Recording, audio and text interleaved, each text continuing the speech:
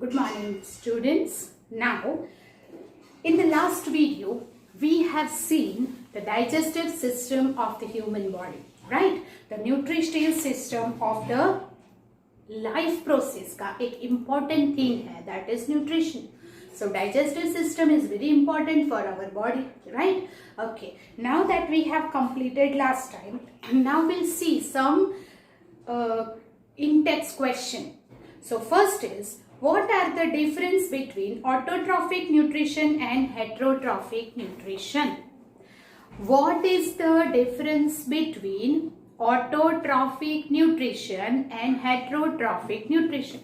You all know that. What is autotrophic nutrition? That is the plants make their own food with the help of sunlight, chlorophyll, carbon dioxide and water by the process of photosynthesis. That is called autotrophic nutrition, and the plants are called autotrophs. They are independent for the food. So they are called autotrophic nutrition. Now heterotrophic nutrition, that the animals, that is wild animals and other human beings, are depends on the plants and plant products and the other animal for their food habit to get the nutrition that the animals depends on other animal is called heterotrophic nutrition, and the animals are called heterotrophs, right? Okay. Then where do the plants get each of the raw material required for the photosynthesis? Question number 2, you write it. Okay. Where do plant get each of the raw material? Plant को raw material कहाँ से मिलता है? Photosynthesis का. So the first raw material, that is first is the sunlight that it get from the sun. Then carbon dioxide is trapped by the chlorophyll, right? Carbon dioxide is getting by the, they get this carbon dioxide by the air through the stomata. Sunlight is trapped by the chlorophyll present in it. Then carbon dioxide is absorbed by transfer by the stomata present on the surface of the plant. And third one is water. That water is get by the water it will get the water from the soil, that is absorbed by the roots. Okay. So that is the raw material. What is the role of acid in our stomach? हमने ये already discuss किया हुआ है कि acid, तो which acid is present in our stomach? It is secreted from the wall, that is hydrochloric acid. And hydrochloric acid क्या करता है? So first of all it creates the acidic medium. Why? Acidic medium is needed to digest some food that break down into the complex to simple. So first it creates the acidic medium. Then second thing is it kills the harmful bacteria present in our body, in our stomach. So वो harmful bacteria को kill करने के लिए acid is important. And another thing when very much important is वो pepsinogen को pepsin में convert करता है. Pepsin is the enzymes that is secreted in the stomach to help in digestion, जो प्रोटीन का डाइजेशन करता है. वो जब सीक्रेट होता है, that is in the form of pepsinogen, but वो पेप्सिनोजन इनएक्टिव होता है. उसे एक्टिव करने के लिए acid is required. So HCl का वन फंक्शन है, वो पेप्सिनोजन को पेप्सिन में कन्वर्ट करके एक्टिव बनाता है. Then digestion is start. Okay. Then the next question is, what is the function of digestive enzymes? Now, which are the digestive enzymes? So first is the trypsin, then second is lipase, and third is amylase. Now trypsin, here is the digestion of protein के लिए trypsin is most important, that you keep in mind. Trypsin से क्या होता है? What is the function of trypsin? Pancreatic. First of all, trypsin is present in the pancreatic juice. Pancreatic juice किससे secrete होगा? Pancreas से। सो pancreas में से जो पैनक्रिएटिक जूस का सिक्रेशन होता है, रिलीज होता है, उसमें ट्रिप्सिन होता है और trypsin will help us in the digestion of protein. Then second thing is lipase. Second enzyme कौन सा है? लाइपेज। एंड लाइपेज क्या करता है? It is always trypsin and lipase both is in the pancreatic juice that is secreted by the pancreas. So trypsin help in the digestion of protein while lipase help in the digestion of fat, जो दोनों pancreas में से release होते हैं. Then the next is amylase.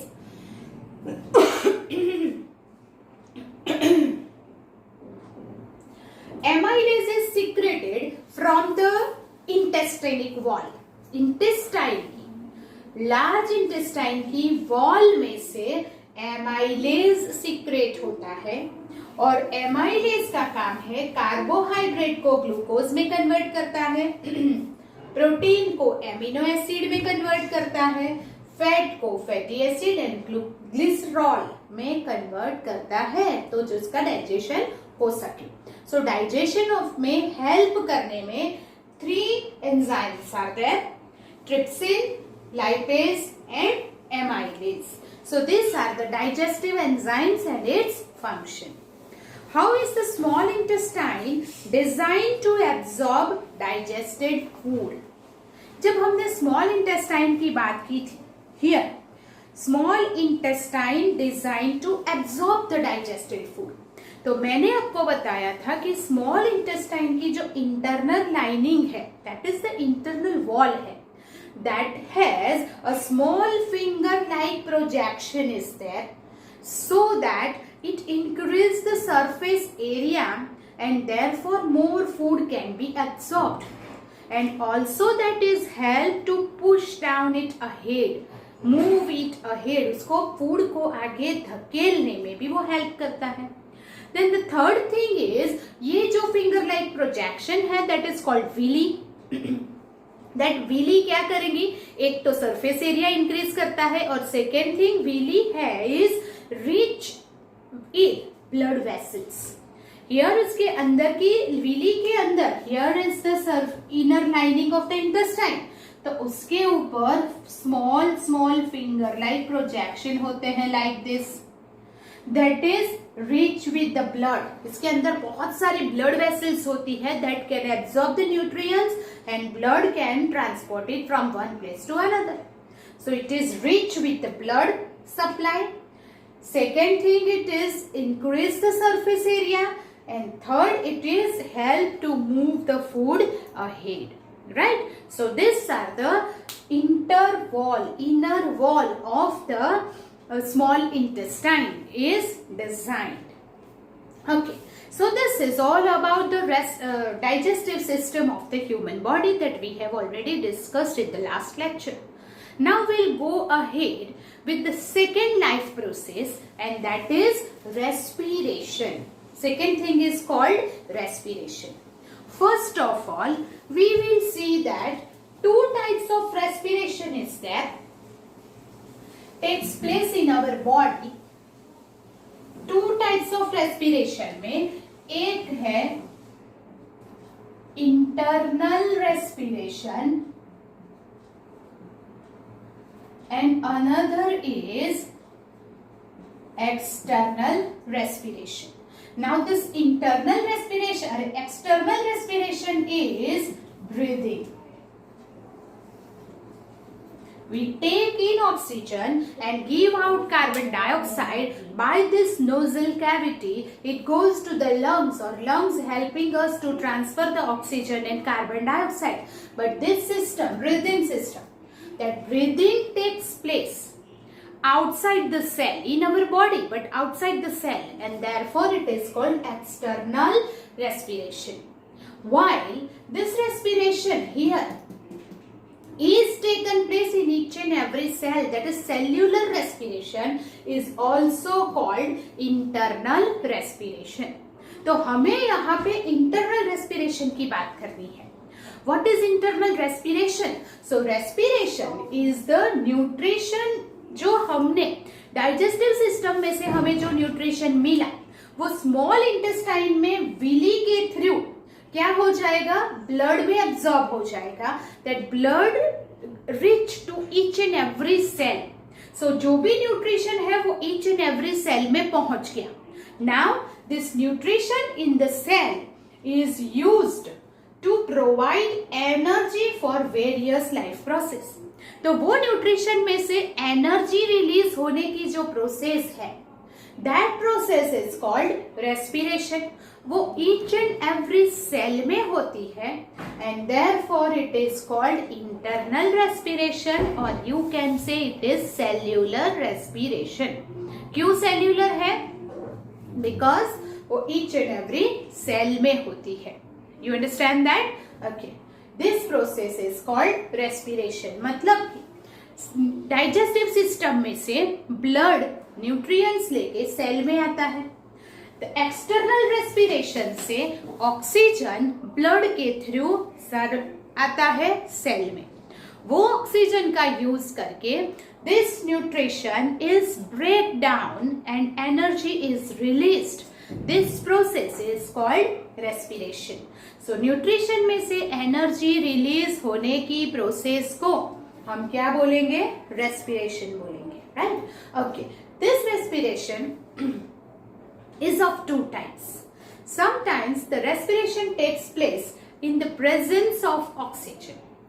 In the presence of oxygen is called aerobic respiration, while in some microorganisms in the absence of respiration takes place, and that is called the anaerobic respiration. That anaerobic respiration yeast जैसी fungus में, in some bacteria, right, वो में होता है. That is yeast and bacteria are microorganisms. Microorganisms can grown up in the absence of oxygen faster. Therefore, it will do anaerobic respiration. You understand that? So, anaerobic respiration कब होता है? Whenever in the absence of oxygen है तब. और वो किस में होता है? In the micro organism only, that is yeast. Fermentation, अगर हमें कुछ फर्मेंटेशन के लिए रखना है, यू नो दैट कि उसे एयर टाइट कंटेनर में रखना पड़ेगा. राइट? अगर हमें किसी के अंदर फर्मेंट होने देना है तो ये जो मिल्क में से if you want to do the curd तो उसको एयरटाइट कंटेनर में रखेंगे, it will do it faster. Right? So that what, in the absence of oxygen, milk में से कर्ड के लिए who is responsible? yeast is responsible, and therefore yeast can grow faster in the absence of oxygen. Like that, तो airtight container में रखने से that process will become faster and faster. So that becomes, that is because it is called anaerobic respiration.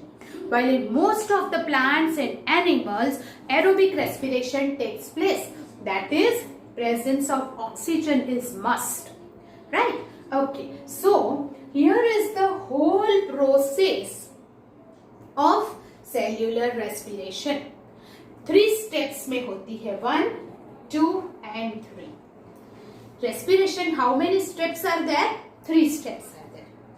Here is the glucose. You know what is glucose? That is nutrition we get from the digestive system. उसको glucose में, you know that amylase convert that fat into glycerol, carbohydrate into glucose, right? तो वो जो glucose है वो क्या होगा? Blood में एब्सॉर्ब होके सेल में आएगा. अब वो ग्लूकोज जो है उसका मोलिकुलर फॉर्मूला है C6H12O6. So how many carbon is there? 6 carbon. 6 carbon है. तो सेल के अंदर with the presence or absence of oxygen, that glucose is broken down into 3 carbon and energy is released. This is the first step. And glucose में से क्या बन जाता है? Pyruvate. You can also say it is pyruvic acid बन जाता है. So that pyruvate में 3 कार्बन होते हैं, सो 1 ग्लूकोज से 2 पाइरूवेट बनेंगे, that is 6 carbon, here 3 + 3 carbon, and during this process energy release होगी। This process is the first step of respiration, cellular respiration. In this first step is taken place into the cytoplasm. You know what is cytoplasm? Cell को जो living बनाता है, cell के अंदर जो रस भरा है, that is called the cytoplasm, right? तो first step of cellular respiration taken place in cytoplasm. तो अब ग्लूकोज में से क्या बन गया? पाइरूवेट। उसमें कितने कार्बन थे? 6। यहाँ पे ब्रेक डाउन होके कितने हो गए? 3 कार्बन। ये किसमें होता है? साइटोप्लाज्म में होता है। नाउ ये पाइरूवेट में से further break down into 2 or 3 carbon, and this suppose कि अगर एब्सेंस ऑफ ऑक्सीजन में होता है, एब्सेंस ऑफ ऑक्सीजन में मतलब एनारोबिक रेस्पिरेशन है, तो ये तो हमेशा एरोबिक है या anaerobic. First step is common in both the respiration, so glucose से पाइरूवेट तो बनेगा ही बनेगा। नाउ पाइरूवेट से अगर एनारोबिक रेस्पिरेशन है, that is in the absence of oxygen होता है, तो उसमें से 2 कार्बन वाला इथेनॉल प्लस कार्बन डाइऑक्साइड बनेगा एंड एनर्जी रिलीज होगी।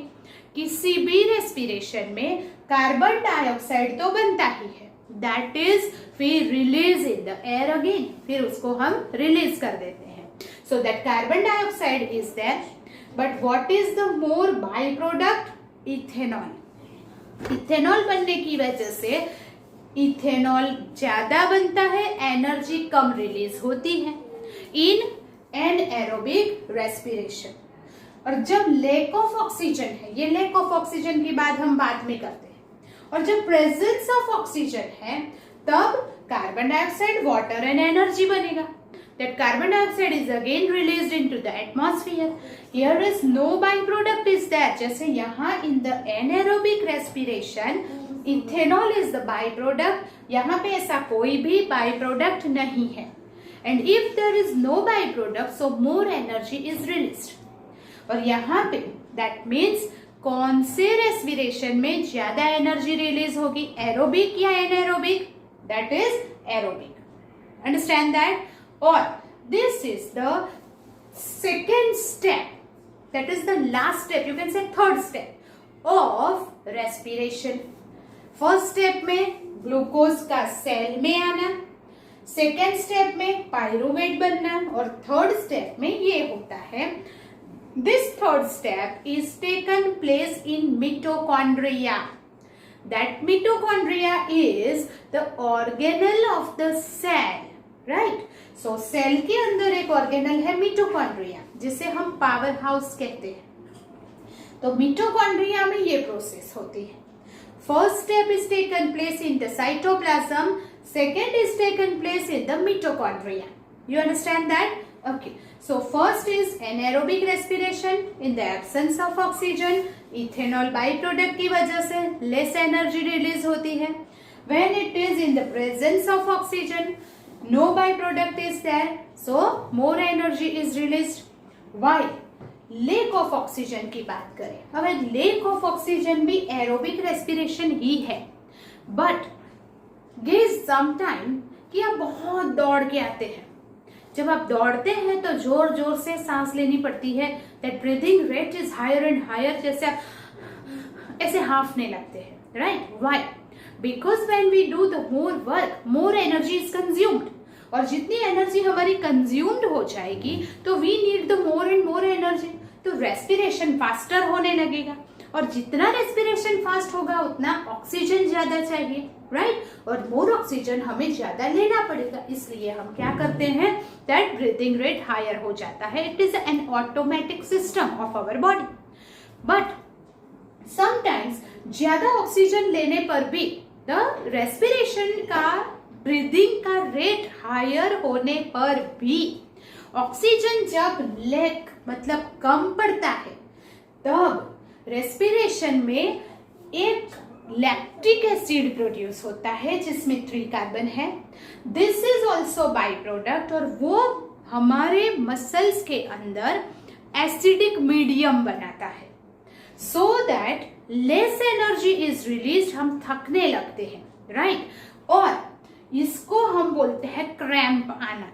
कभी कभी हमारे पाँव में क्रैम्प आना मतलब यू नो दैट कि कभी बहुत जोरों से दर्द होने लगता है, पेनफुल होता है वो, राइट। सो ऐसे बोलते हैं जैसे क्रैम्प आ रहा है, राइट। कभी मसल्स खींचने लगते हैं, that is why because of the lactic acid. You understand that. So ये मस्क्यूलर सेल्स में ज्यादातर होता है।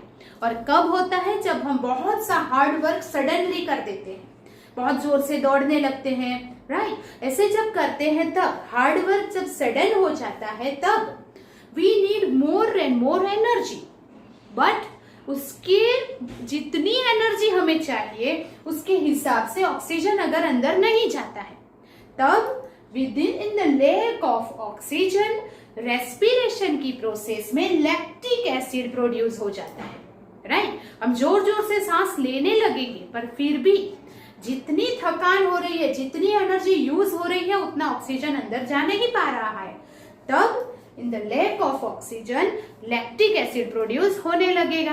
रेस्पिरेशन कंटिन्यूस हो रहा है तो उसमें क्या प्रोड्यूस होने लगेगा? Lactic acid. It will produce the acidic medium in the muscular cell, और उसे हम बोलेंगे क्रैम्प आना, राइट। तो उसे बोलते हैं कभी कभी हमारे पैर की नस चढ़ जाती है, राइट, तो मसल्स खींचने लगते हैं, that is called the cramping.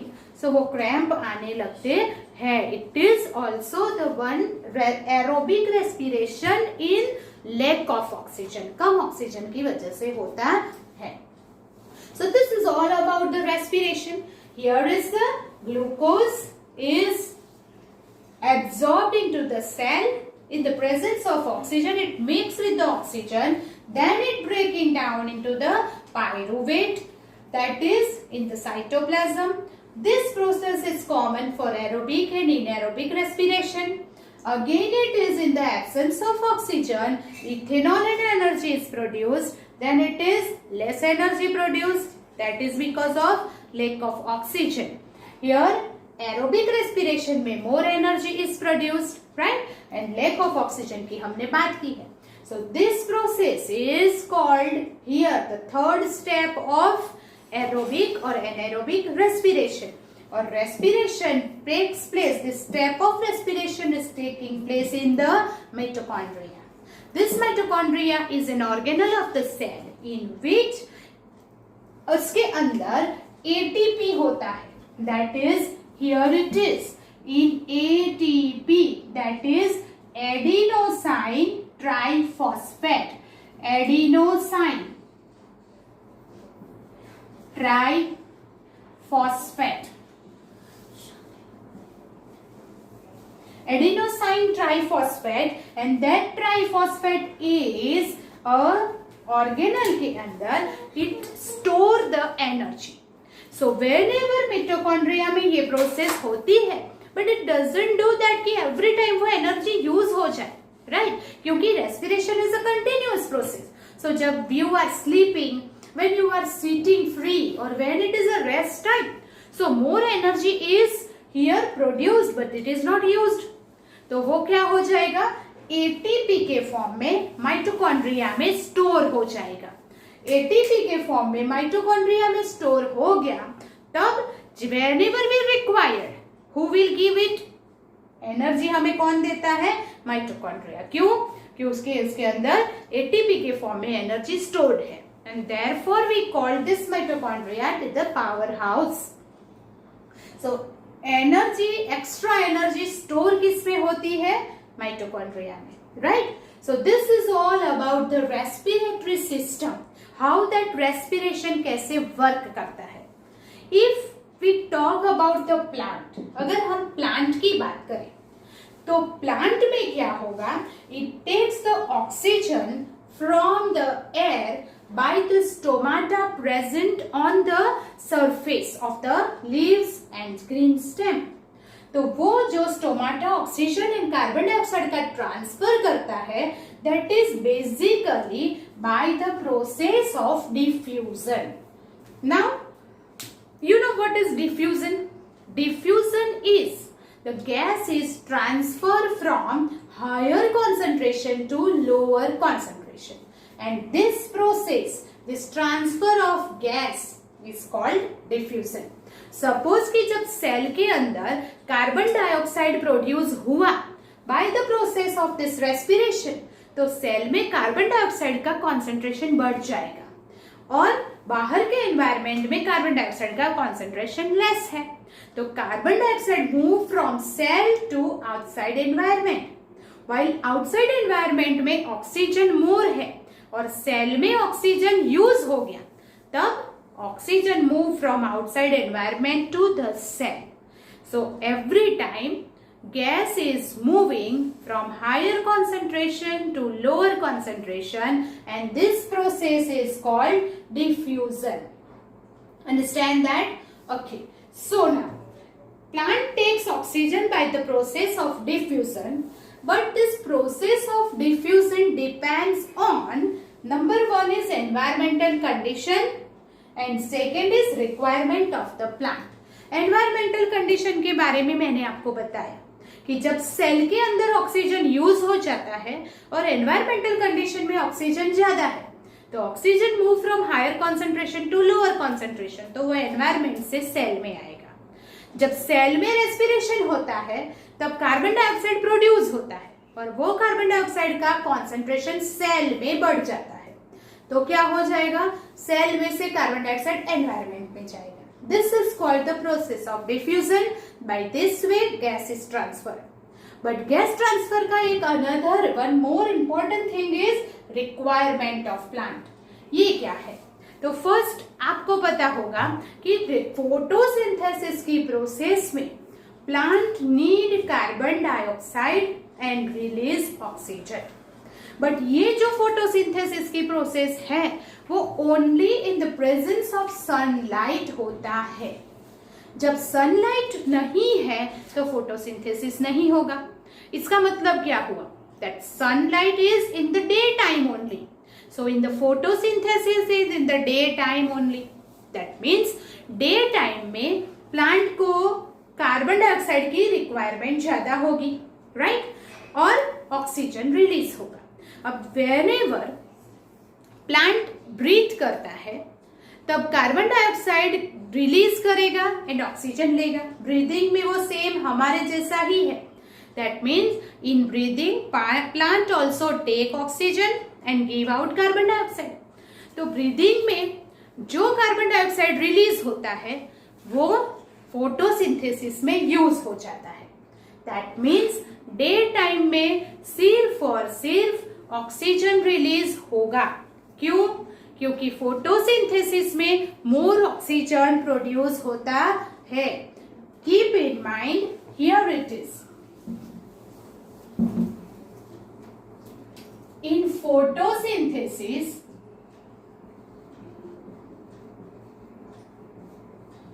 oxygen is released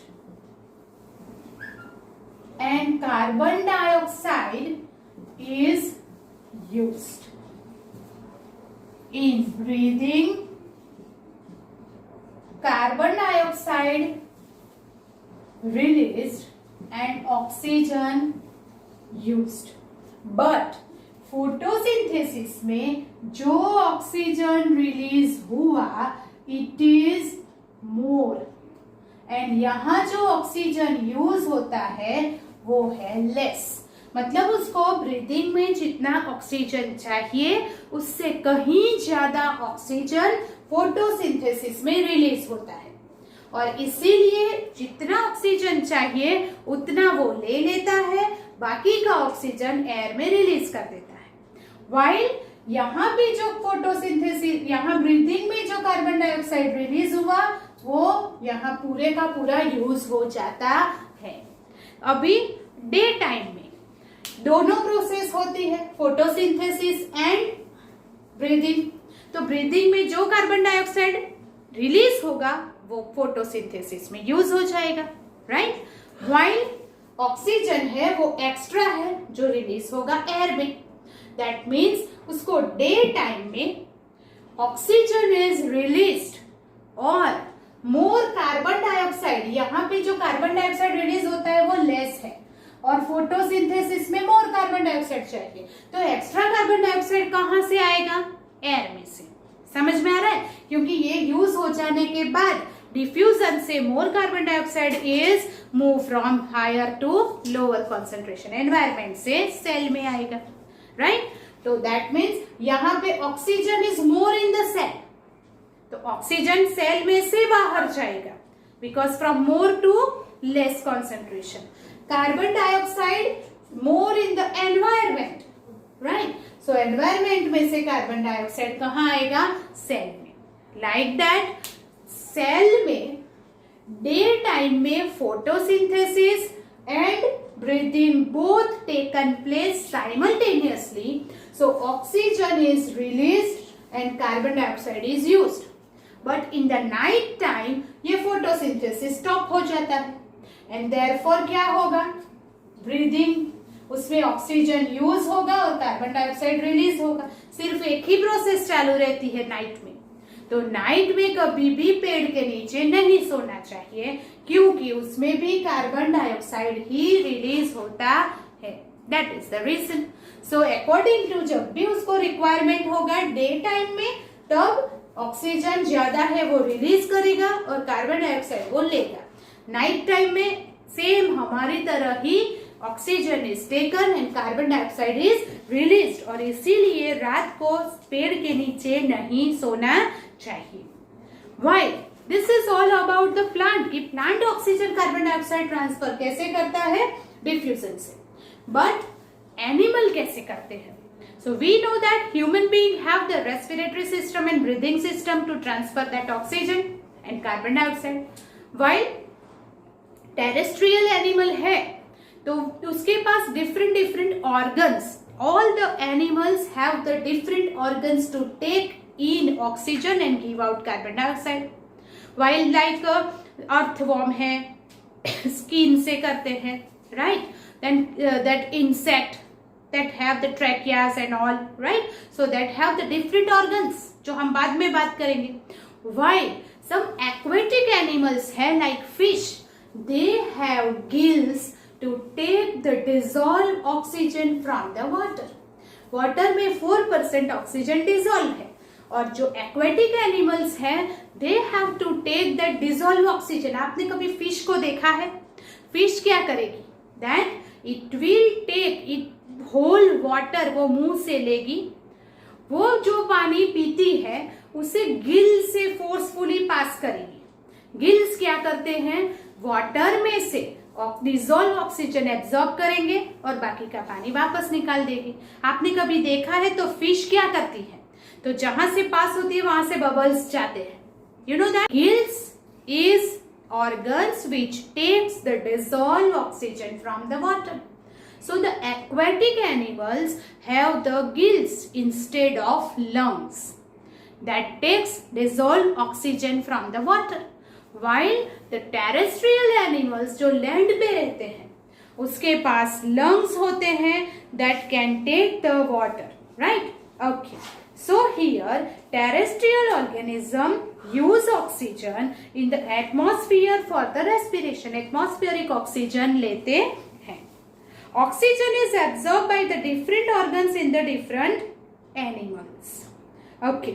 जैसे जैसे हमारा सरफेस एरिया बढ़ता है, that is if the insect है, माइक्रो ऑर्गेनिजम्स है, स्मॉल एनिमल्स है, they need the less oxygen, while हमारी जो बॉडी है उसके हिसाब से we take the more oxygen from the environment.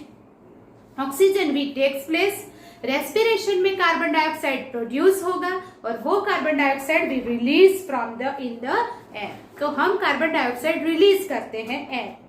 So there have to be passes that will take in the area. Okay. So human beings air is taken into the body through the nostril. हम बात करते हैं human beings की.